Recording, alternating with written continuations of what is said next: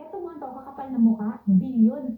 Yung mga ginawang state witness, daan-daang milyon ang tinatalo sa kasino.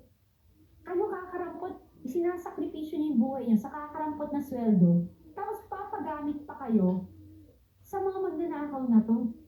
Kunin niyo yung perang yun, yung perang makukuha niyo, okay ako doon. Pag ninuli niyo yung mga yan, na-raid yung mga bahay niyan, serve the country, sacrifice your life for our country, yun yung tama. Pag nagsugod yung mga bahay niyan, na-raid niyo yung mga yan, lahat ng pera niya, wala kang pakialam, inyo na. Di ba? Para sa military, sa kapulisan, inyo na. Pero yan ang gawin nyo, ipagtanggol nyo ang bayan. Bawiin nyo yung perang ninakaw sa atin. Yan yung dapat. Huwag yung pagdiskitahan yung mga ordinaryong tao. Pagdiskitahan nyo, yan, tinuro na eh. Di ba? Ang dami ng witness eh. Inyo na yung pera. Wala akong pake. Basta pagtanggol nyo, hati-hatiin nyo sa sino man yung mga kasundaluhan dyan. Bilyon yan, trilyon yan. Bawiin nyo. Diba? Inyo na. Deserve nyo yan kasi pagtatanggol nyo yung bayan. Diba? Ako ganon. Sorry ah. Ako talaga, Doc Lorraine, ganon. Parang bawiin nyo, makita ko lang na talagang may mabawi. Tapos kayong mga nagsakripisyo para hulihin yung mga magnanakaw niyan at mabawi ang ibang pera dyan. Para sa pamilya nyo, okay ako dyan. Wala akong problema dyan. Tapos, yung input pa, no, na nalaman ko, Yeah.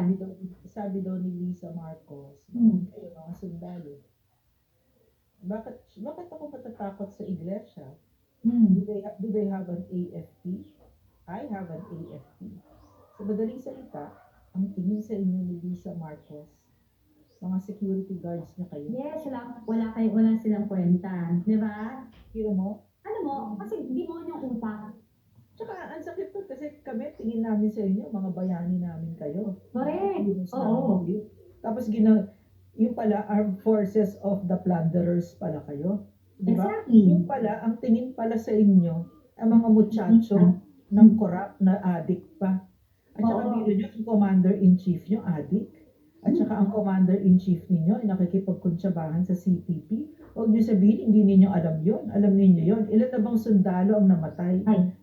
Tens of thousands dahil sa CPP. Tapos kakampi ninyo itong nag-traitor sa atin. At saka hindi nilalabas ang mainstream media yan, ha? Tataka ka. Di ba? Yung mga, hindi nila ina-hype. Dapat yan i-hype. Kung talagang may malasakit sa inyo ang gobyernong ito, dapat yan ilabas na napakawalang hiya niya itong CPP na to. Na eto, may ambush. Na eto, yung kakapost ko nga lang yesterday, di ba? Na may isang 5 taong bata. Di ba sabi ni DILG Secretary, safe ang Manila, ang Pilipinas. 5-year-old son of an ordinary citizen, Filipino citizen. Lumabas ng bahay kasi ang paalam niya sa magulang niya is maglalaro kasama mga kaibigan niya. After an hour, nagtataka sila, hindi pa nakabalik yung bata. Pero mga kalaro, nakabalik na.